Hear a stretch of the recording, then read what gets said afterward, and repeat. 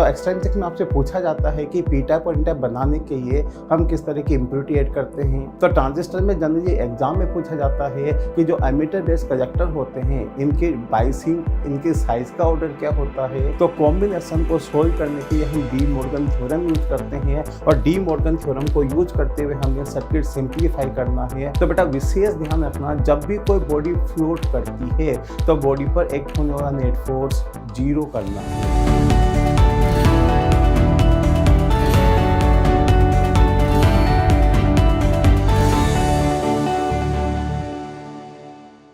Dear students, mission success 2022 में आपका स्वागत है। मैं K P Chittora, faculty physics, एजनकर इंस्टीट्यूट आपका स्वागत करता हूँ। बेटा इस सीरीज में हम टॉपिक का एनालिसिस कर रहे हैं कि टॉपिक से किस तरह के क्वेश्चन एग्जाम में आए हुए हैं। आइए आज हम टॉपिक का एनालिसिस करें and first chapter is semi conductor. बेटा सेमी कंडक्टर की बात करें तो इस एग्ज़ाम से एवरी ईयर एग्ज़ाम में 3 क्वेश्चंस आते हैं। क्वेश्चंस जनरली थ्योरेटिकल होते हैं, तो आपको थ्योरी पोर्शन थोड़ा सा स्ट्रॉन्ग करना है। तो चाहिए इससे किस तरह के क्वेश्चंस आए हुए हैं। फर्स्ट हम डिस्कस करें टाइप ऑफ सेमीकंडक्टर। तो there are 2 type of semiconductor, intrinsic and extrinsic. Intrinsic semiconductor में जनरली वो electron and hole are charge carrier और उनकी मोबिलिटी से रिलेटेड क्वेश्चन पूछा जाता है कि किसकी मोबिलिटी ज़्यादा होती है, किसकी कम होती है, कंडक्टिविटी पर टेम्परेचर का इफेक्ट किस तरह का होता है। एक्सट्रिंसिक बात करें तो एक्सट्रिंसिक में आपसे पूछा जाता है कि पी टाइप और एन टाइप बनाने के लिए हम किस तरह की इम्प्योरिटी ऐड करते हैं, इनमें मेजॉरिटी माइनॉरिटी चार्ज कैरियर्स क्या होते हैं और इनका इम्प्योरिटी लेवल किस जगह पर होता है। नेक्स्ट हम डिस्कस करें पीएन जंक्शन। तो पीएन जंक्शन में आपसे पूछा जाता है कि डिफ्यूजन और ड्रिफ्ट करंट की डायरेक्शन क्या होती है, कौन से चार्ज कैरियर पार्टिसिपेट करते हैं। जो बैरियर प्रोड्यूस होता है वो बैरियर डिफ्यूजन का अपोज करता है या सपोर्ट करता है और बैरियर ड्रिफ्ट का अपोज या सपोर्ट करता है। बैरियर स्पेशली ध्यान रखना बेटा, बैरियर से 3 बार क्वेश्चन आया हुआ है। एक बार बैरियर की वैल्यू पूछी थी, एक बार पूछा था बैरियर किस तरह से डिपेंड करता है। तो बैरियर हमेशा याद रखना, इससे जनरली एग्जाम में क्वेश्चन आते रहते हैं। नेक्स्ट हम बात करें बाइसिंग ऑफ जंक्शन। यह भी इम्पोर्टेंट पार्ट है, यहाँ से भी एग्जाम में क्वेश्चन आए हुए हैं। जब बाइसिंग की जाती है तो आपसे पूछा जाता है कि जब फॉरवर्ड बाइस या रिवर्स बाइस करते हैं तो डायोड में पी और एन का पोटेंशियल किस तरह का होना चाहिए, पोटेंशियल हाई होना चाहिए, लो होना चाहिए, इसके बारे में पूछा जाता है। बाइसिंग करने से डिफ्यूजन करंट, ड्रिफ्ट करंट पर क्या इफेक्ट आता है, ये विशेष ध्यान रखना, स्पेशली एग्जाम में पूछा गया है। जब भी हम फॉरवर्ड बाइस करते हैं तो फॉरवर्ड बाइस में पी का पोटेंशियल एन से हाई होता है, विड्थ ऑफ डिफ्यूजन या डिक्रीज होती है, बैरियर पोटेंशियल डिक्रीज होता है और I diffusion becomes greater than I drift.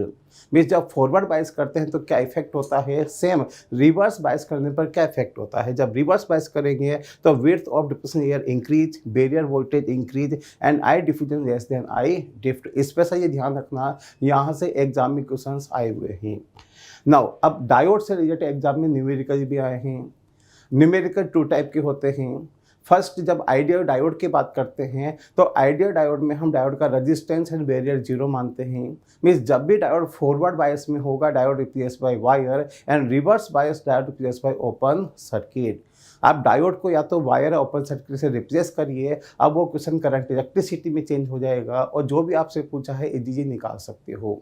हाँ, इस पर से ये ध्यान रखना, यदि क्वेश्चन में डायोड के साथ सिलिकॉन या जर्मेनियम मेंशन कर दिया है तो आपको उसका बैरियर लेना ही पड़ेगा। पहले फॉरवर्ड बायस में उसका बैरियर ओवरकम होगा और बैरियर ओवरकम होने के बाद करंट फ्लो होगी। और बेटा जनरली यहीं पर एग्जाम में मिस्टेक होती है। तो यदि क्वेश्चन में सिलिकॉन जर्मेनियम बैरियर मेंशन किया है तो बैरियर लेना ही पड़ेगा, इस पर से ये ध्यान रखना। इसके बाद स्पेशल डायोड की बात करें तो स्पेशल डायोड में जेनर डायोड की बात करें तो जेनर डायोड रिवर्स बायस के ब्रेकडाउन में यूज होता है और जेनर से कितनी करंट फ्लो होती है एग्जाम में पूछा गया है और यहाँ से क्वेश्चन आने की प्रोबेबिलिटी भी है। तो जेनर करंट कैसे निकालते हैं, फॉर्मूला याद रखना और फॉर्मूला यूज करके आपको जेनर करंट फाइंड करना है। यदि हम एलईडी एंड फोटो डायोड की बात करें तो जनरली जो लाइट आ रही है या लाइट एमिट होती है उसके वेवलेंथ के लिए पूछा जाता है कि लाइट एमिटिंग डायोड में जो वेवलेंथ होगी वो कितनी होगी और फोटो डायोड में फोटो डायोड किस वेवलेंथ की लाइट को डिटेक्ट करेगा। ये स्पेशली ध्यान रखना, एग्जाम में क्वेश्चन आए हुए हैं। नेक्स्ट हम ट्रांजिस्टर की बात करें तो ट्रांजिस्टर में जनरली एग्जाम में पूछा जाता है कि जो एमिटर बेस कलेक्टर होते हैं इनकी बाइसिंग, इनके साइज़ का ऑर्डर क्या होता है, इनकी डोपिंग का ऑर्डर क्या होता है, और एक्टिव मोड के लिए बेस एमिटर जंक्शन और बेस कलेक्टर जंक्शन की बाइसिंग किस तरह की होती है। ट्रांजिस्टर में या तो बेसिक थ्योरेटिकल क्वेश्चन आता है जो कि ट्रांजिस्टर डिजाइनिंग से रिलेटेड होता है, या फिर ट्रांजिस्टर में डायरेक्ट न्यूमेरिकल आता है। स्पेशल ये याद रखना, जब भी न्यूमेरिकल आएगा कॉमन एमिटर ट्रांजिस्टर से रिलेटेड रहेगा, और इसमें पूछा जाता है current gain, voltage gain, power gain and transconductance. आपको वोल्टेज गेन गिवन होगा, करंट गेन पूछिएगा, पावर गेन पूछिएगा। करंट गेन दिया है, इनपुट आउटपुट रेजिस्टेंस दिया है, वोल्टेज गेन, पावर गेन पूछ लेता है। ट्रांजिस्टर से जब भी न्यूमेरिकल आता है कॉमन एमीटर का आता है, और डायरेक्ट फॉर्मूला बेस्ड क्वेश्चंस होते हैं। नेक्स्ट हम बात करें तो ट्रांजिस्टर में केवीएल से रिलेटेड भी क्वेश्चन आते हैं। बेटा एक बात याद रखना कि जब भी ट्रांजिस्टर में बैटरी लगाकर सर्किट बना रखा हो तो ऐसे क्वेश्चन को सोल्व करने की केवल एक ही अप्रोच है, केवीएल। दो सर्किट होंगे, input circuit, output circuit, KVL use करके इक्वेशन बनानी है, और इन इक्वेशन को यूज करते हुए हमें न्यूमेरिकल सोल्व करना है। नेक्स्ट इसी में एम्पलीफायर से रिलेटेड क्वेश्चन भी पूछ सकता है।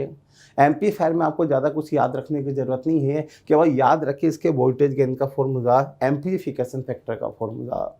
एम्पलीफिकेशन फैक्टर का फॉर्मूला याद होना चाहिए, और जो फेज डिफरेंस है वो विशेष याद रखना।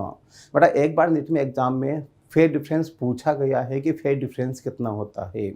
कॉमन एमीटर जब भी एम्पलीफाई करेगा then 180 degree phase difference between input and output signal.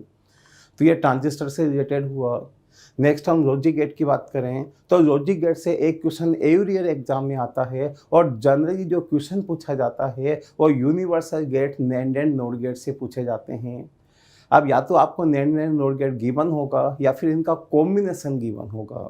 जब भी कॉम्बिनेशन गिवन हो तो कॉम्बिनेशन को सोल्व करने के लिए हम डी मॉर्गन थ्योरम यूज करते हैं, और डी मॉर्गन थ्योरम को यूज करते हुए हमें सर्किट सिंप्लीफाई करना है और क्वेश्चन सोल्व करना है। हाँ, यदि डी मॉर्गन यूज करके क्वेश्चन सिंप्लीफाई करने में आपको प्रॉब्लम आ रही है तो फिर आप ट्रूथ टेबल की हेल्प लेकर भी क्वेश्चन सोल्व कर सकते हैं। ट्रूथ टेबल में आपको ए और बी की वैल्यू 0 1 0 1 पुट करके क्वेश्चन सिंप्लीफाई करना है। लॉजिक गेट से एक क्वेश्चन एग्जाम में श्योर 100% आता है।